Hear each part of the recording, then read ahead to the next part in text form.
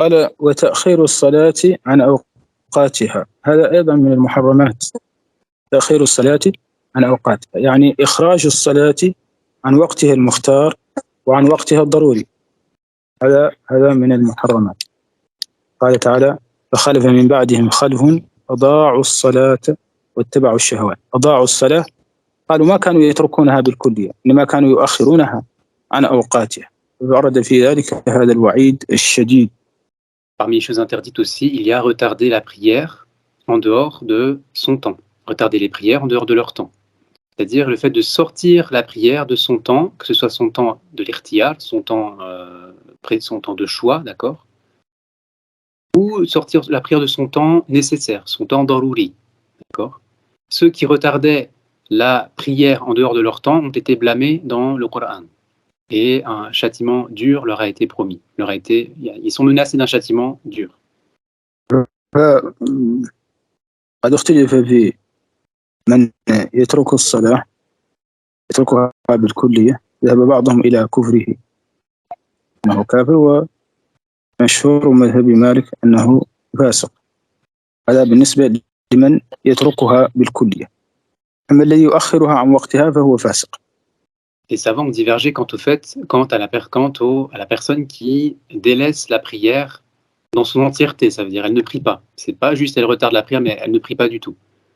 Eh bien, certains sont allés jusqu'à considérer cette personne comme étant incroyante, comme étant sortie de la religion à cause de ça, parce qu'elle ne fait pas la prière. Mais ce qui est l'avis notoire selon Malik, dans l'école de Malik, c'est que la personne n'est pas incroyante à cause de ça, à cause du fait de délaisser la prière dans son entièreté. Cependant, la personne qui retarde, maintenant, si on parle juste de retarder la prière, en dehors de son temps, eh bien cette personne-là, elle est fasiq, elle est dévoyée. Elle est, certains pourraient dire perverse, mais c'est fasiq. والصلاة هي عماد الدين كما في الحديث، عماد الدين هي أصله وأساسه.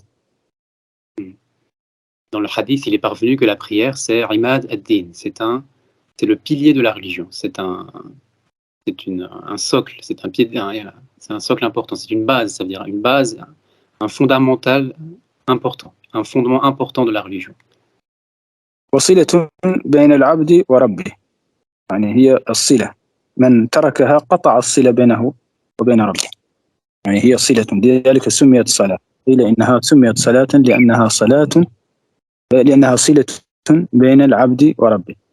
الصلة يعني كالحبل الواصل بين العبد وربه. La prière, c'est un lien entre l'esclave et son Seigneur. Un lien, un sila, une sila. Et c'est d'ailleurs pour ça que la prière a été appelée salah, car elle est une sila entre l'esclave et son Seigneur. C'est un lien, c'est comme une corde, le cheikh a dit, comme quelque chose qui lie l'esclave et son Seigneur. Si la personne, elle arrête la prière, eh bien, elle coupe ce lien entre elle et son Seigneur.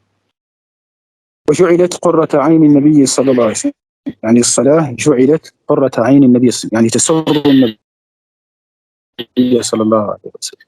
Sallallahu alayhi wa sallam. La prière a été rendue pour le prophète alayhi salatu wa sallam comme une prunelle de ses yeux. Il l'a considérée comme la prunelle de ses yeux, la prière.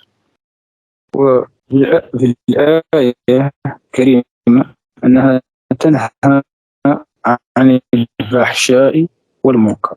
قال بعض السلف من لم تنهه صلاته عن الفحشاء والمنكر فصلاته وبال عليه، يعني ضرر عليه، صلاته ضرر عليه، يعني مضرة ليست نافعة.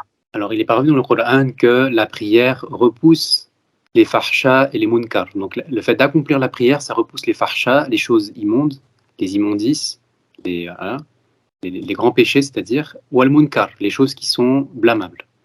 Ça, c'est parvenu dans le Coran. Mais certains salafs ont dit que maintenant, si la personne qui fait la prière, elle se rend compte que sa prière, elle ne repousse pas ces fahsha et ces munkar. Eh bien, ces salafs, ils ont dit que la prière de la personne, elle est nuisible pour cette personne-là.